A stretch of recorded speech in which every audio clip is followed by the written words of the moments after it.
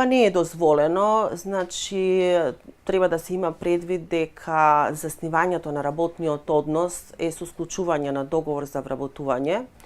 помеѓу двете страни, тоест работникот и работодавачот. Во законот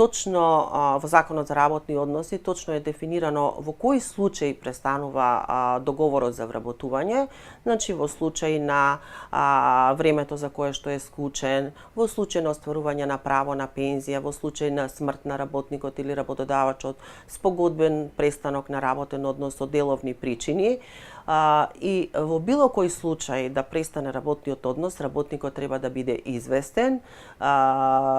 и за престанокот на работниот однос и за причините, а од друга страна пак правото на годишен одмор исто така точно е дефинирано во законот, значи можам да заклучам дека не може работодавачот без да го информира работникот да му го прекине договорот за вработување со цел да не му даде